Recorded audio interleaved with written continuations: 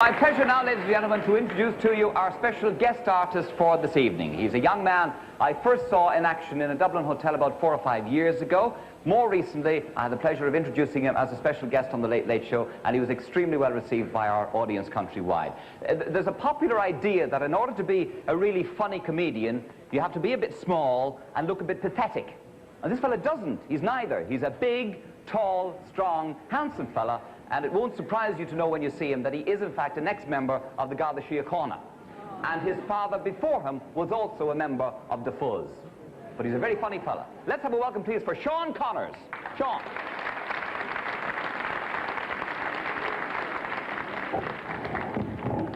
That's lovely.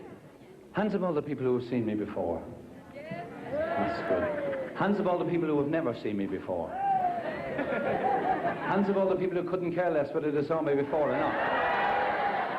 We know where we stand now. By the way, take no notice of this underworld. It wasn't me who shot JR. It was Bang Bang. You know, I came in tonight, I was lying outside at the curb, and this policeman come up, he says, "Get up, you're drunk." I said, "I'm not drunk." He says, "Get up, you're drunk." I said, "I'm not drunk, guard." He says, "What are you doing there lying at the curb?" I said, "I've just found a parking space. I've sent the wife home for the car." The wife came in the car, I put my hand out to turn right and someone stole my watch. I went into this pub called the Pig and Whistle. I said to the fellow, I says, "Could I have a pint of Guinness?" He said, "I'm sorry, we don't serve Dublin men." I said, "Could I see the owner?" Well, he says, "This is a partnership." He says, "There's two partners. I'm one of the partners, so that makes me the owner, and you're not being served." I said, "Right." I says, "Could I have a word with Mr. Whistle, please?"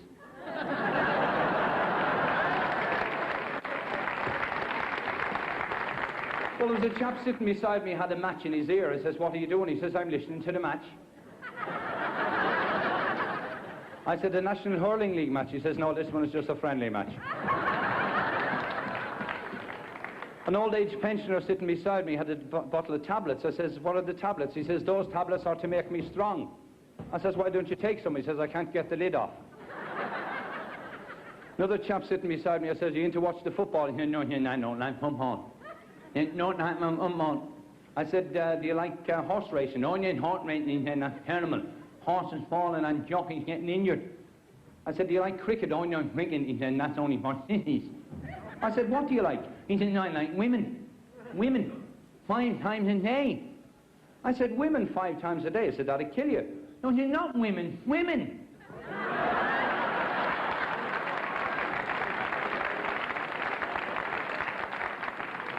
But you know, my next door neighbour's from Kerry, and he came in to me the other day, and he's got 3 lovely daughters, gorgeous girls, but he won't let the girls go out with any lads unless they're poets.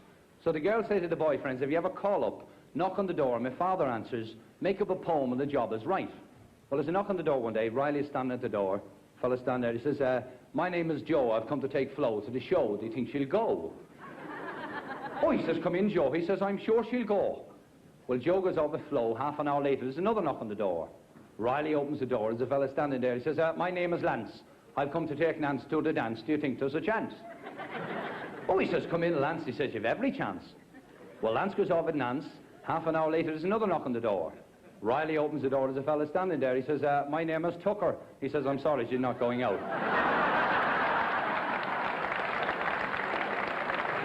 It's only a joke. I think I'll have a cigarette. You needn't worry, it's a player.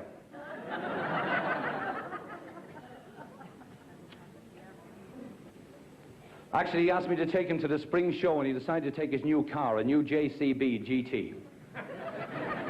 We're driving down O'Connell Street, he broke down, he got on the phone to the AA. He says, "Could you come out quick?" He says, "What's wrong?" He says, "Me new JCB GT has broken down." The fella says, "What gear are you in?" He says, "Me brown jacket and me grey trousers."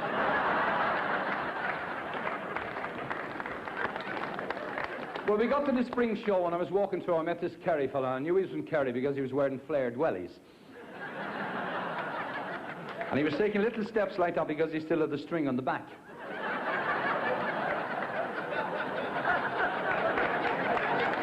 Thank you. I said, "It's lovely weather." I said, "Spring in the air." He says, "Spring in the air yourself."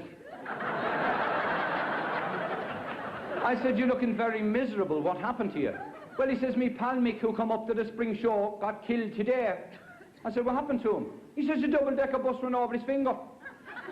I said, and that killed him? He says, yes, he was picking his nose at the time.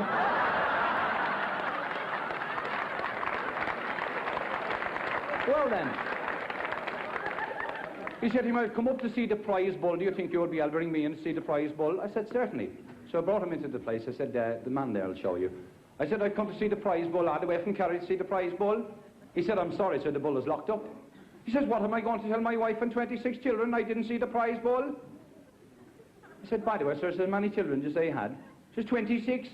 He says, stay where you are, I'll bring the bull out to see you.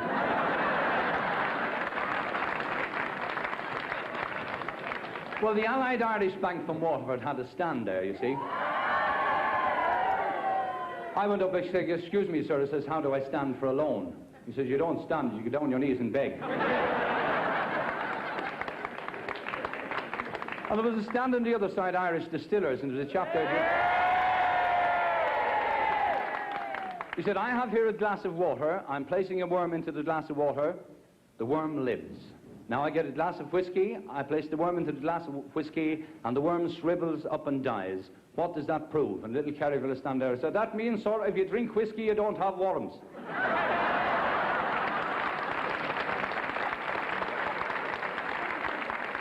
But you know, my next door neighbour, he's a coloured chap, and I went into him, I was doing a survey for Tide washing powder. I knocked on his door. I said, excuse me. I says, do you wash in Tide? He says, of course I wash in Tide. I says, tell me, sir. He says, why do you wash in Tide? He says, too cold to wash out Tide.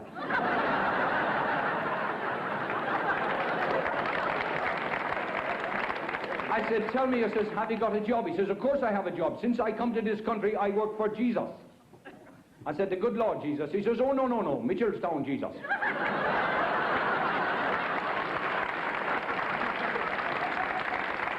You know, I love that program, University Challenge. That's the one where they all sit on top of each other because there's no room in the studio. And the English fellow always has a posh name. Archibald Maxwell Digby Pratt from Cambridge reading archaeology. Paddy Moby in Ballyfermot reading the Beano. M.G. O'Sullivan from Kerry learning to read. He said, Mr. O'Sullivan, on what subject would you like to answer questions on? He says, Polish popes of the 20th century.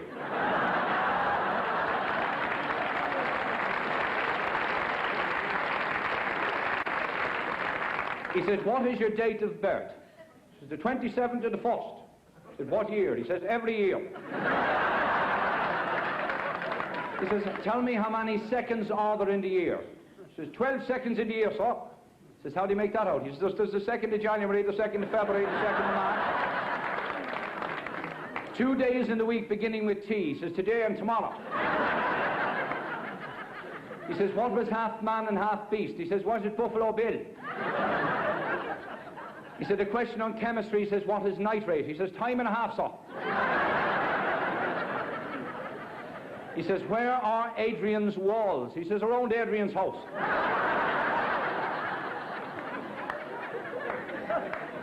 He says, who built the walls of Jericho? He says, well, he says, I don't know, it might have been McInerney or one of them fellas. He says, who was the last man to ride a motorbike? He says, it was Moses. He says, how do you make that out? He says, I read in the Bible you could hear the roar of Moses' triumph.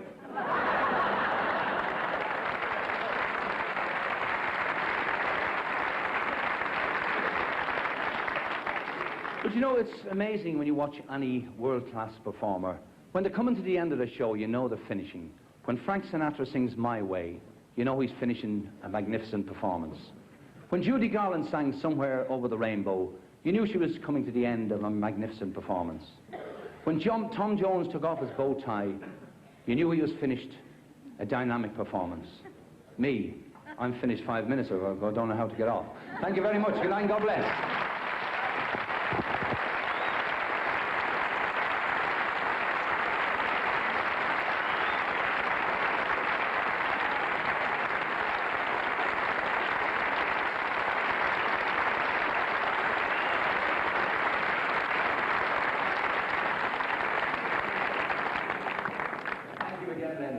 For Shaun Connors. We are now in another of those brief breaks, and the tension is mounting around here. We have taken our adjudicators down from the audience. We're setting up the